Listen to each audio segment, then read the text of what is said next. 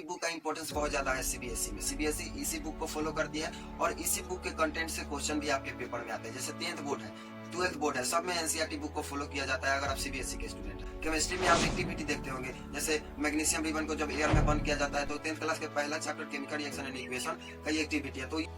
तो 1000 बुक को बार बार पढ़ने से अच्छा है कि एक ही बुक को 1000 बार पढ़ लो, क्योंकि उस एक बुक का ही कंटेंट 1000 किताबों में लिखा हुआ होता है। So, hi everyone, this is Sunny Singh Saurabh and welcome to our channel। तो आज हम लोग बात करने वाले हैं कि एनसीईआरटी बुक को पढ़ने का बेस्ट तरीका क्या है। तो सबसे पहले बात करते हैं एनसीईआरटी बुक ही क्यों। क्योंकि एनसीईआरटी बुक का इंपॉर्टेंस बहुत ज्यादा है सीबीएसई में। सीबीएसई इसी बुक को फॉलो करती है और इसी बुक के कंटेंट से क्वेश्चन भी आपके पेपर में आते हैं। जैसे 10th बोर्ड है, 12th बोर्ड है, सब में एनसीईआरटी बुक को फॉलो किया जाता है अगर आप सीबीएसई के स्टूडेंट है तो इस बुक में जैसे आप एग्जाम्पल भी देख सकते हैं। आप प्रीवियस ईयर क्वेश्चन जाकर देखिए, उसमें डायरेक्ट क्वेश्चन पूछा जाता है एनसीईआरटी बुक के एक्सरसाइज से, इंटेक्स क्वेश्चन से। नहीं तो केमिस्ट्री में आप एक्टिविटी देखते होंगे, जैसे मैग्नीशियम रिबन को जब एयर में बंद किया जाता है तो 10th क्लास के पहला chapter chemical reaction and equation का ये एक्टिविटी है। तो ये इससे बहुत बार क्वेश्चन पूछा गया है तो डायरेक्ट, तो ये एनसीईआरटी का है। तो अभी तक आपने एनसीईआरटी बुक नहीं खरीदा है तो जल्दी से खरीद लो। अगर नहीं खरीद रहे हो एनसीईआरटी बुक तो 95 का सपना भूल जाओ। मैं डरा नहीं रहा हूँ, मैं रियलिटी यहाँ पे आके बता रहा हूँ, क्योंकि आपको ये रियलिटी जानना बहुत ही ज्यादा जरूरी है। क्योंकि एनसीईआरटी बुक से डायरेक्ट क्वेश्चन आता है यार। तो 1000 बुक को बार बार पढ़ने से अच्छा है कि एक ही बुक को 1000 बार पढ़ लो, क्योंकि उस एक बुक का ही कंटेंट 1000 किताबों में लिखा हुआ होता है, उसी को कहीं कम करके कहीं ज्यादा करके। तो इसलिए आप एनसीईआरटी बुक का तो इम्पोर्टेंस बहुत ज्यादा है, आप ये समझ गए होंगे। तो एनसीईआरटी बुक जाकर खरीदो।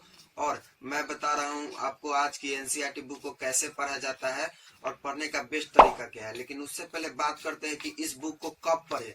क्या टीचर्स के पढ़ाने के बाद पढ़े या टीचर्स के पढ़ाने के पहले पढ़े। बहुत सारे बच्चों को ये डाउट होता है, तो आज हम लोग क्लियर कर देते हैं कि एनसीईआरटी कैसे पढ़ना है, कब एनसीईआरटी को टच करना है।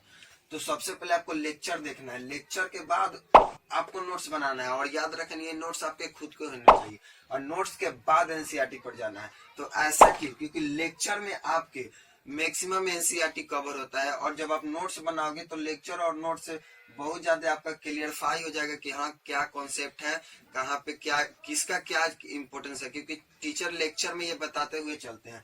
उसके बाद जब आप एनसीईआरटी बुक पे आओगे तो अब जब आप उसके लाइन पढ़ेंगे तो आपको पता चलेगा कि अच्छा यहाँ पे ये टीचर ने ऐसे बताया था, इसका इम्पोर्टेंस क्वेश्चन यहाँ से ऐसा बन सकता है। तो इसलिए एनसीईआरटी लेक्चर के बाद ही देखना है।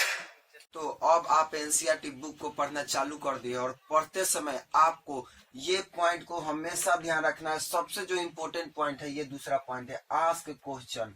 ये क्या होता है आस्क क्वेश्चन? जिसमें WWH स्ट्रेटेजी का आप यूज करते हैं। तो जब भी आप कोई भी टॉपिक पढ़ते हैं, अभी हम एग्जांपल एक ले लेते हैं बैलेंसिंग, जो कि 10th का टॉपिक है। तो जब बैलेंसिंग पढ़ते समय आपको पहला W मतलब वाट इज बैलेंसिंग, उसके बाद दूसरा टॉपिक फिर WWH, तो फिर W है तो एक का मतलब हो गया वाट और एक का मतलब हो गया वाई। तो why chemical equation is balanced. पहला क्वेश्चन क्या था, व्हाट इज बैलेंसिंग। दूसरा क्या होता है कि why chemical equation is balanced. And तीसरा पूछना है कि how chemical equation is balanced. How, जब ये 3 सवाल आप खुद से पूछोगे सब क्लियर, व्हाट भी क्लियर, वाई भी क्लियर, हाउ भी क्लियर। इसके बाद आपको क्या दिक्कत है, आप कोई भी क्वेश्चन कर लोगे, क्योंकि आपको दिमाग में क्लियर हो गया कि क्या होता है, कैसे होता है, क्यों होता है। The last but not the list, क्योंकि ये भी बहुत ही ज्यादा इंपॉर्टेंट पॉइंट है, right the important point on the blank side of the page. आप अपने क्लास के टॉपर के किताब तो कभी ना कभी देखे होंगे, आपके एनसीईआरटी बुक में खाली ब्लैंक दिया होता है एक साइड में। उस साइड में क्या करना है कि उस साइड में आपको कुछ ना कुछ लिखने के लिए दिया होता है। वो फ्री में वहाँ पे जयमाला माला करने के लिए दिया नहीं होता है। तो आप अपने टॉपर के बुक में देखे होंगे कि वहाँ पे कुछ ना कुछ लिखते हैं। जैसे कि मेरे एनसीईआरटी बुक में भी कुछ ना कुछ लिखा हुआ होता है, जैसे कि मैं आपको अभी दिखा रहा हूँ। तो जैसे कि आप देख सकते हैं कि यहाँ पे एनसीईआरटी बुक है, पहला चैप्टर है केमिकल रिएक्शन एंड इक्वेशन, और यहाँ पे ये ब्लैंक साइड दिया हुआ। तो देखिए यहाँ पे ये ब्लैंक है, यहाँ पे भी ब्लैंक था, लेकिन मैंने अब इसको भर दिया है, जो कि देखने में भी बहुत अच्छा लग रहा है और एक शॉर्ट नोट्स का भी काम करता है, जो रिवीजन में भी बहुत ज्यादा मदद करता है। जैसे ये एक्टिविटी दी गई है, एक्टिविटी के यहाँ पे है ऑब्जर्वेशन है, observation when magnesium ribbon is born in air. तो क्या ऑब्जर्वेशन, यहाँ पे तीनों ऑब्जर्वेशन को मैंने लिख दिया है जो एग्जाम में बार बार पूछा जाता है। तो ऐसे आपको भी करना है और इस बार 10th बोर्ड में 95 लाना है। चलो स्टॉप मत करिए। तो आई होप कि ये वीडियो आपको बहुत ही अच्छा लगा होगा। अच्छा लगेगा क्यों नहीं, क्योंकि आज मैंने इसमें आपको बताया कि एनसीईआरटी को कब पढ़े, कैसे पढ़े और एनसीईआरटी क्यों जरूरी है। ये तीनों पॉइंट मैंने बहुत ही अच्छे तरीके से क्लियर किया है। टिप्स जो अपना टिप्स होता है, मैं डोज बोल सकते हो, मैं बता रहा हूँ, वो है विजुअलाइजेशन। जब भी आप पढ़ते समय आपको याद नहीं हो रहा, आप विजुअलाइज करो। जैसे मैग्नीशियम रिबन बर्न हो रहा है एयर में, आंख बंद करो और उसको विजुअलाइज करो कि हाँ मैग्नीशियम रिबन बर्न हो रहा है एयर में, वहाँ पे लार्ज अमाउंट ऑफ हीट निकल रहा है। तो ऐसे आप विजुअलाइज कर सकते हैं, जिससे याद करने में आपको बहुत ही ज्यादा आसानी है। तो इस वीडियो को पूरा शेयर कर दो, लाइक करने की कोई जरूरत नहीं, चैनल को सब्सक्राइब करने की कोई जरूरत नहीं। बस हर एक स्टूडेंट को ये पता चल जाना चाहिए कि एनसीईआरटी को कैसे पढ़ना है। मैं यही चाहता हूँ और आपको भी यही सोचना चाहिए। तो और आपको स्टडी से रिलेटेड कुछ भी प्रॉब्लम आ रही होगी, जैसे बहुत सारे बच्चों को प्रॉब्लम आ रही थी कि एनसीईआरटी बुक को कैसे पढ़े, तो मैंने ये क्लियर किया। वैसा ही आपको जितने भी प्रॉब्लम आ रहे हैं आप कमेंट में कर दो, मैं उसका सॉल्यूशन दूंगा।